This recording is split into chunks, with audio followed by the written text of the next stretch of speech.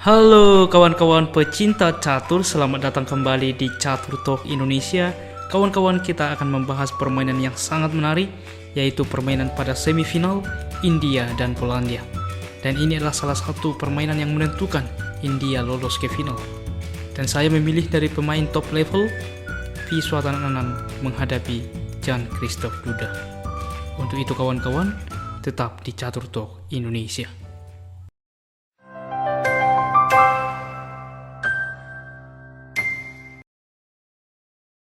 Baiklah kawan-kawan, kita langsung ke permainan. Di sini Jan Christoph Duda memegang putih, memulai langkah dengan pion ke D4, kuda ke 6, pion ke C4, E6.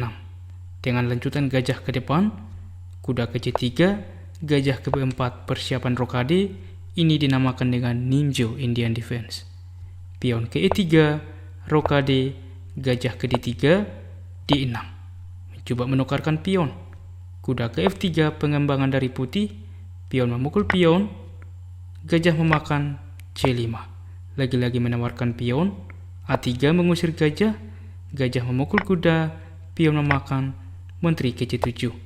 Yaitu dengan harapan pion memukul pion, maka gajah akan terancam. Sehingga gajah ke E2, B6. Dengan V1 gajah ke depan. Rokade, gajah ke B7, kuda ke E5, maka kuda ke C6, mencoba menawarkan pertukaran kuda di mana kuda putih terletak di posisi yang cukup strategis. Kuda memukul kuda, menteri memakan dengan jelas ancaman skakmat ke depan dan langkah terbaik F3. Mungkin ada yang bertanya, "Bang, mengapa tidak gajah ke F3?"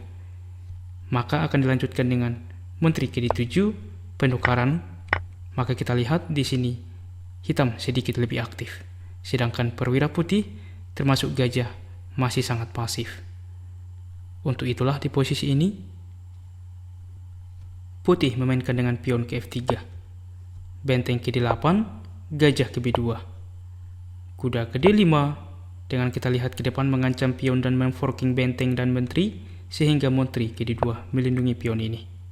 B5 dengan lanjutan ke depan memajukan pion dan juga dengan persiapan manuver kuda ke depan ke petak yang lebih aktif dan strategis. Pion ke E4, mengusir kuda, kuda ke B6 sesuai rencana, benteng ke D1, dengan jelas mengambil alih file D sehingga kuda ke A4. Langsung mengancam gajah, benteng ke B1, A6. Memperkuat pion satu sama lain, gajah ke A1, menyelamatkan gajah dan tetap mempertahankan diagonal yang sangat penting ke depan, C4. Dan menahan pion tentunya sehingga gajah ini menjadi pasif. Menteri ke F4, F5, menawarkan pion, diterima saja, dan benteng ke F8 dengan jelas mengembalikan pion dan mengancam menteri ke depan.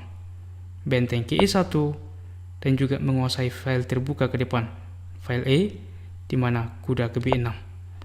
Langsung bermanuver mengancam menteri, gajah ke D1, bermanuver juga dan langsung menusuk ke sayap raja, kuda ke D5 mengancam menteri. Menteri ke D2, yaitu dengan tempo melindungi pion sehingga gajah ke depan dapat bermanuver. Pion memukul pion, gajah ke C2. Menteri ke D6, yaitu dengan membuka akses pengaktifan gajah ke depan dan juga mengontrol petak penting E8. Gajah ke B2, gajah ke C6, benteng ke E5, yaitu dengan tempo mengancam pion dan juga menumpuk benteng ke depan.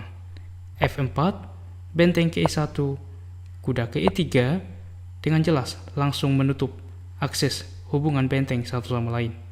Gajah ke C1, yaitu untuk membuka menteri ke depan sehingga dua kali mengancam kuda. Benteng ke E8, mencoba menukarkan benteng. Menteri ke F2 sesuai rencana sehingga kuda mundur ke D5, mengancam pion ke depan. Gajah ke B2 melindungi pion dan terjadi pertukaran benteng.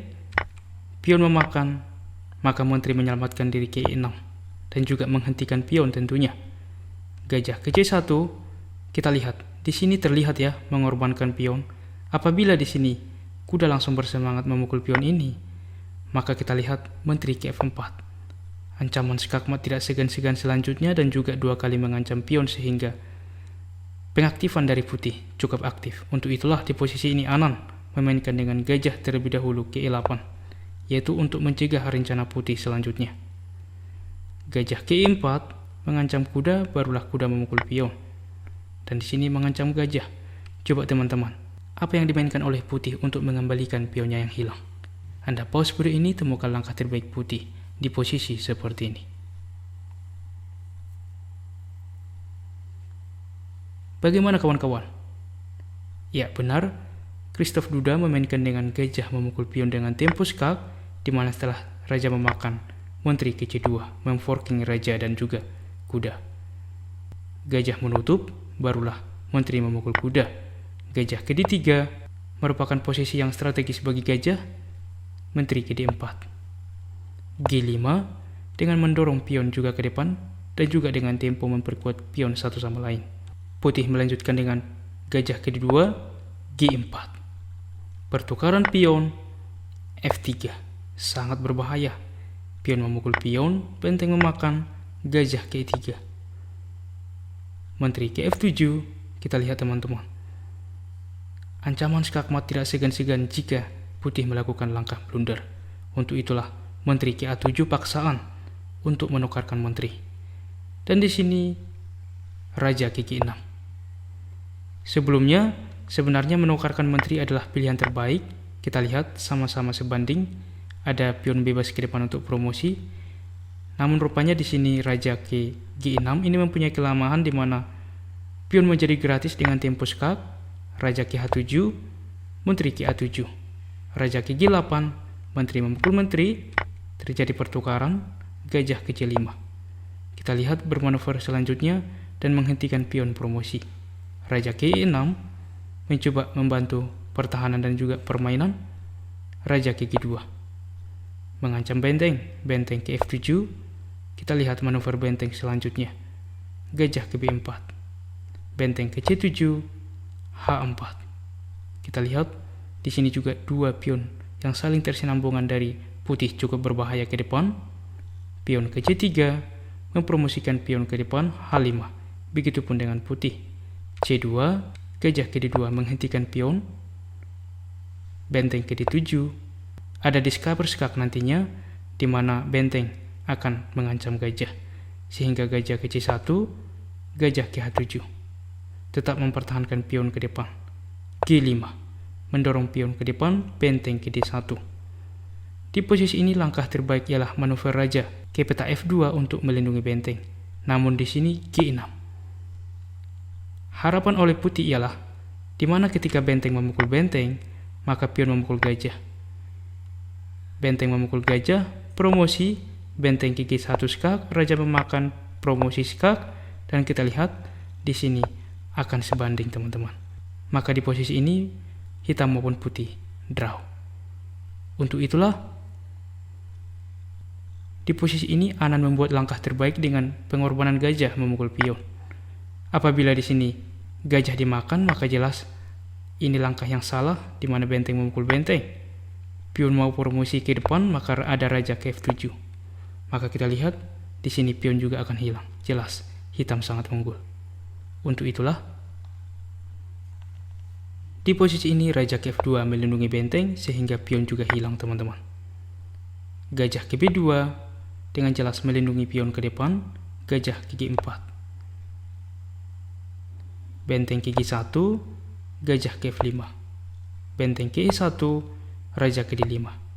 Putih melanjutkan dengan E6, gajah memakan, benteng ke E5 skak, raja ke D6, benteng ke E1.